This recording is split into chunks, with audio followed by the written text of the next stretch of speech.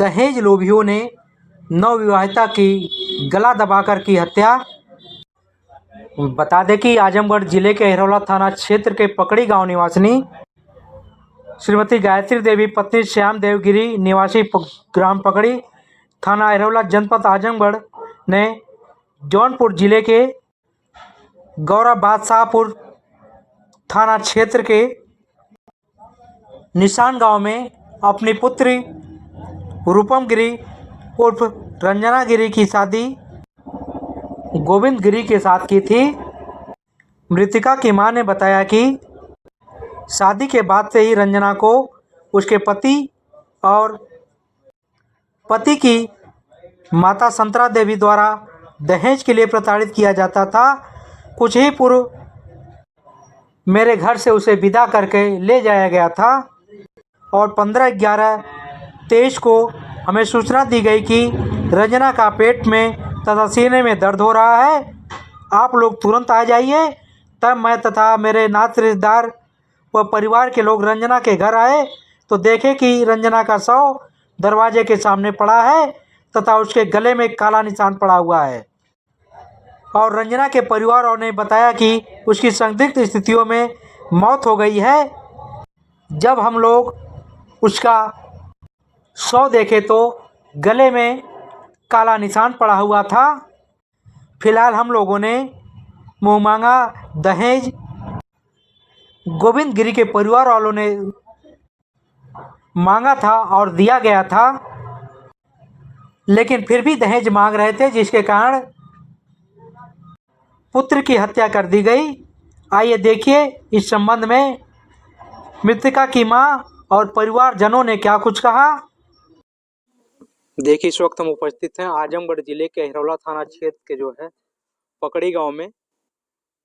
यहाँ पर एक घटना हुई है। यहाँ एक परिवार जो है गिरी परिवार अपनी बेटी की शादी जौनपुर जिले के गौरा बादशाहपुर थाना के निशान गांव में किया था और दहेज लोभियों ने उस बेटी को, वे लोगों का आरोप है कि फांसी गला दबाकर मार डाला है। अब इनके परिवार से जानना चाहते हैं क्या है, कैसे क्या मामला था, क्या नाम है आपका? मोतीलाल गिरी। हम वहाँ पहुँचे और वहाँ शादी आप कब किए थे आप लोग? 15 मई 2023 घटना हो गई क्या?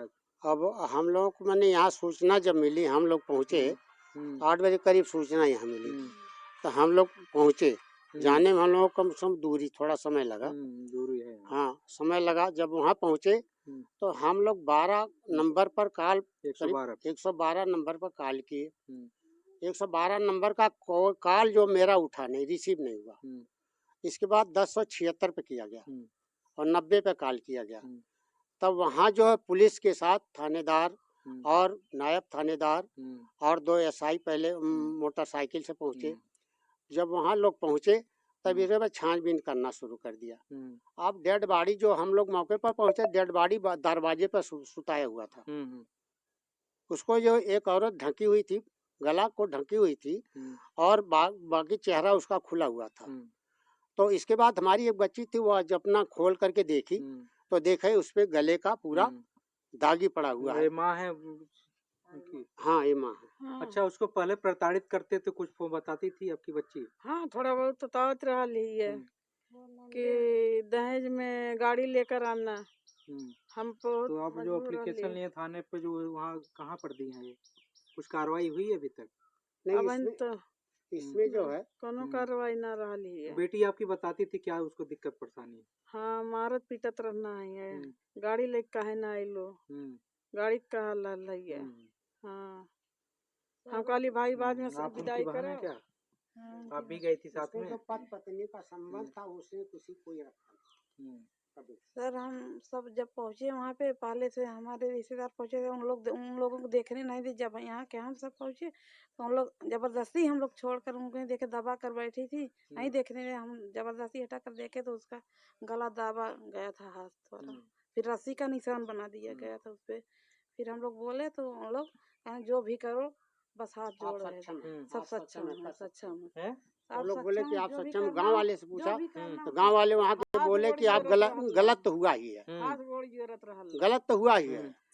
अभी बता रहे हैं आप इधर आए, अब कब से आए हैं आप? आपका परिचय? हमारी मौसी लगती थी। हमारा नाम अमरनाथ गिरी है। थे मौके पर? नहीं, मौके पे हम नहीं पहुंच पाए, लेकिन कल शाम से हम यहाँ आए हुए हैं।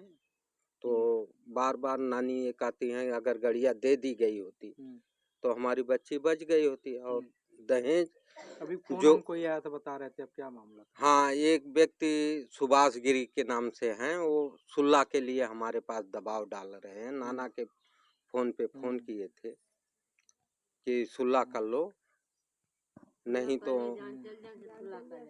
इसमें क्या रखा है ये वो। अब जो दुनिया का वो ब्यौरा बता रहे ऐसे थे। दहेज लोभियों को क्या कहेंगे आप? इनको फांसी हो। ऐसे दंड जो कर रहे हैं उनको दंड, जो दंड के अधिकारी हैं, दंड मिलना चाहिए। उनको फांसी दिया जाए। आप क्या लगती है उनकी? मैं उनकी बहन हूँ बहन है आप? जी। आप भी गई थी मौके पर? जी। तो बहन आपकी बताती थी क्या दिक्कत, कैसे क्या कुछ? वो बताती थी कि वो मुझसे बात नहीं करता शादी था। व्यक्ति बता रहे हैं अभी मई में हुई थी? जी हाँ, 15 मई को उसकी शादी थी। ये 2023 में? जी। जब तक गाड़ी नहीं दोगी तब तक और बात नहीं करेंगे। उसको हमें जितना दुनिया मांगा था सब दिया था, पर गाड़ी नहीं दे पाए थे। वो खिचड़ी खाने के टाइम पे बोला तो मुझे अपाची गाड़ी चाहिए। अब इतना जल्दी कोई किसी के माँ बाप के पास इतना पैसा थोड़ी होता है, कोई इतना जल्दी कर देगा। इसलिए लोग बोले कि 2-4 महीना और रुक जाओ, फिर हम दे देंगे व्यवस्था करके। नहीं दे पाए। मेरी बहन गई तो उसको लोग बहुत प्रताड़ित करने लगे, पर वो किसी से नहीं पूरा बताती, थोड़ा बहुत बताती थी।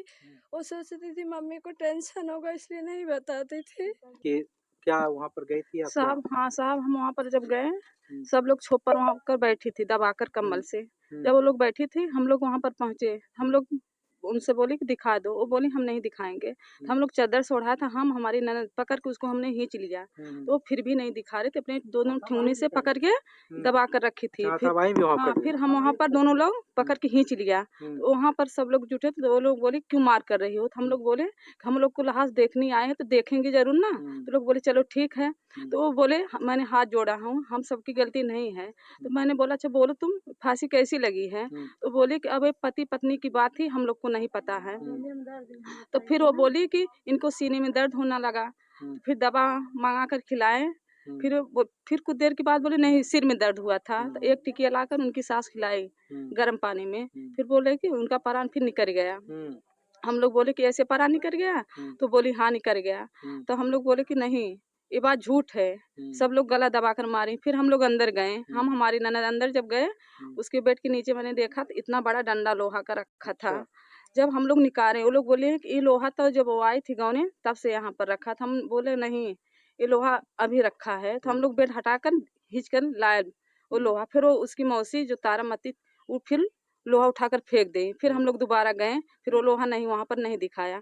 फिर हम सब आए तो लोग बोले तुम लोग खुद को समझदार हो, ऐसी बात नहीं हुई है। वो अपने लग रहा है वो खुद को फांसी लगा ली। तो मैंने बोला उसके कान में एक खाली एक गिलट का था और गले में मंगलसूत्र गिलट हो। और हम लोग बोले अच्छा बोलो, वो जब अपने से फांसी लगाती तो कान में का निकाल कर फेंक तो नहीं देती ना, कान में पहने गले में पहने थी ना। वो लोग बोली नहीं ये पहले से गिरा था।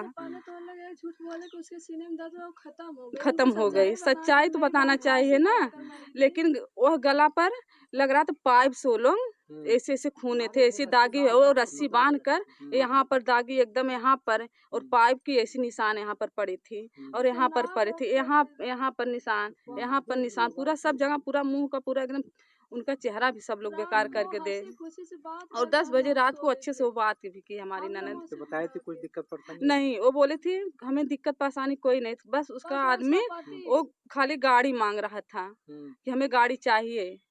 तो उस समय हम लोग को नहीं सौकात नहीं थे। तो बताती थी नहीं हो? हाँ बताती थी कि वो हमें मारता पीटता है। हम लोग विदाई करने के लिए नहीं बोले, नहीं तो वहाँ से लोग बोले नहीं विदाई कर दो, विदाई कर दो, उसकी सास की तबीयत खराब है। फिर यहाँ से विदाई हम लोग कर दिए। हम लोग बोले चलो अच्छा, सास की तबीयत जब खराब है हम लोग विदाई कर दिए। और दीपावली को उनके आदमी आए, 2 दिन रहे, फिर तीसरे दिन ऐसा कांड हो गया। तो लड़के की बहन क्या बोली थी? उसकी बहन बोली थी वहाँ पर कि जब तुम लोग सुलह नहीं करोगे हम खुद को फांसी लगाकर मर जाएंगे, तुम लोग को फंसा देंगे। हम लोग बोले तुम ऐसी क्यों करोगी? तो बोले कि हमारे भाई को और हमारी माता को तुम लोग छोड़ा दो, चाहे जैसे। ताना वो जो है अभी इसका अंतिम विदाई और अंतिम समझ लो कि यही समझ लो इसका है। उसका हस्बैंड बोला या उसकी सास भी बोली। क्या बोली? कि इसका अंतिम विदाई समझ लो यही है, समझ लो।